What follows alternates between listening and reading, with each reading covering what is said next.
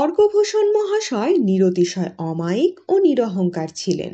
কি ছোট কি বড় সর্ববিধ লোকের সহিত সমভাবে সদয় ও সাদর ব্যবহার করিতেন। তিনি যাহাদিগকে কপটবাজি মনে করিতেন তাহাদের সহিত সাধ্যপক্ষে আলাপ করিতেন না। তিনি স্পষ্টবাদী ছিলেন।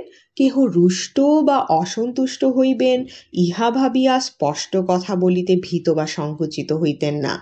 তিনি যেমন স্পষ্টবাদী তেমনি যথার্থবাদী ছিলেন। কাহারও ভয়ে বা অনুরোধে অথবা অন্য কোনো কারণে তিনি কখনো কোনো বিষয়ে অযথা নির্দেশ করেন নাই। তিনি যাহাদিগকে আচরণে ভদ্র তাহাদিগকে ভদ্রলোক বলিয়া গণ্য করিতেন, আর যাহাদিগকে আচরণে অভদ্র দেখিতেন বিদ্বান ধনবান ও ক্ষমতাপন্ন হইলেও তাহাদিগকে ভদ্রলোক বলিয়া জ্ঞান করিতেন না। তর্কভূষণ মহাশয় অতিশয় বলবান, নিরতিশয় সাহসী এবং সর্বতোভাবে অকুতোভয় পুরুষ ছিলেন। এক লৌহদণ্ড তাহার চির সহচর ছিল।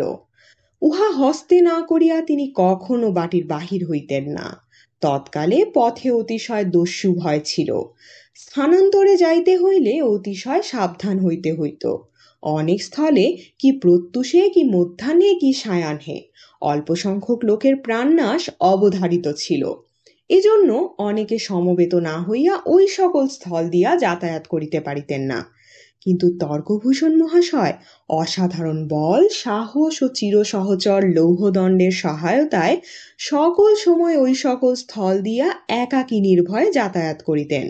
দস্যুরা 2-4বার আক্রমণ করিয়াছিল, কিন্তু উপযুক্ত রূপ আক্কেল সেলামি পাইয়া আর তাহাদের তাহাকে আক্রমণ করিতে সাহস হইত না। মনুষ্যের কথা দূরে থাকুক, বন্য হিংস্র জন্তুকেও তিনি ভয়ানক জ্ঞান করিতেন না।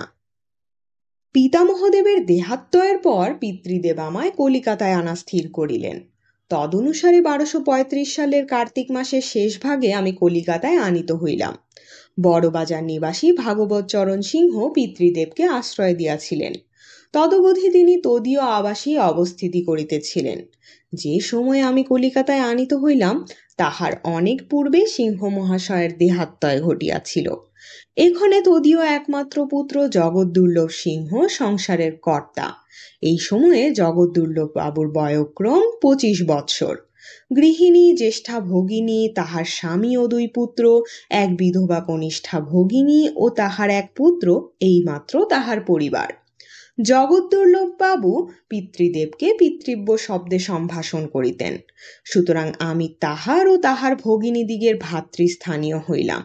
তাহাকে দাদা মহাশয়, তাহার ভগিনীদিগকে বড় দিদি ও ছোট দিদি বলিয়া সম্ভাষণ করিতাম। এই পরিবারের মধ্যে অবস্থিত হইয়া পরের বাটিতে আছি বলিয়া একদিনের জন্যেও আমার মনে হইত না। সকলেই যথেষ্ট স্নেহ করিতেন, কিন্তু কনিষ্ঠা ভগিনী রাইমণির অদ্ভুত স্নেহ যত্ন আমি কশ্চিনকালেও বিস্মৃত হইতে পারিব না। তাহার একমাত্র পুত্র গোপালচন্দ্র ঘোষ আমার প্রায় সমবয়স্ক ছিলেন। পুত্রের ওপর জননের যেরূপ স্নেহ যত্ন থাকা উচিত ও আবশ্যক, গোপালচন্দ্রের উপর রাইমণির স্নেহ যত্ন তদপেক্ষা অধিকতর ছিল, তাহার সংশয় নাই। কিন্তু আমার আন্তরিক দৃঢ় বিশ্বাস এই, স্নেহ যত্ন বিষয়ে আমার ও গোপালের রাইমণির অনুমাত্র বিভিন্ন ভাব ছিল না। ফলকথা এই, স্নেহ, দয়া, সৌজন্য, অমায়িকতা, সদ্বিবেচনা প্রভৃতি সদ্গুণ বিষয়ে রাইমণির সমকক্ষ স্ত্রীলোক এ পর্যন্ত আমার নয়নগোচর হয় নাই। এই দয়াময়ীর সৌম্যমূর্তি আমার হৃদয় মন্দিরে দেবী মূর্তির ন্যায় প্রতিষ্ঠিত হইয়া বিরাজমান রহিয়াছে। প্রসঙ্গক্রমে তাহার কথা উত্থাপিত হইলে তদীয় অপ্রতিম গুণের কীর্তন করিতে করিতে অশ্রুপাত না করিয়া থাকিতে পারি না। আমি স্ত্রী জাতির পক্ষপাতী বলিয়া অনেকে নির্দেশ করিয়া থাকেন। আমার বোধ হয় সে নির্দেশ অসঙ্গত নহে। যে ব্যক্তি রাইমণির স্নেহ, দয়া, সৌজন্য প্রভৃতি প্রত্যক্ষ করিয়াছে এবং ওই সমস্ত সদ্গুণের ফলভোগী হইয়াছে, সে যদি স্ত্রীজাতির পক্ষপাতী না হয়, তাহা হইলে তাহার তুল্য কৃতঘ্ন পামর ভূমণ্ডলে নাই। আমি পিতামহী দেবীর একান্ত প্রিয় ও নিতান্ত অনুগত ছিলাম। কলিকাতায় আসিয়া প্রথমত কিছুদিন তাহার জন্য যার বর্ণায় উৎকণ্ঠিত হইয়াছিলাম। সময়ে সময়ে তাহাকে মনে করিয়া কাঁদিয়া ফেলিতাম, কিন্তু দয়াময়ী রাইমণির স্নেহ যত্নে আমার সেই বিষম উৎকণ্ঠা ও উৎকট অসুখের অনেক অংশে নিবারণ হইয়াছিল।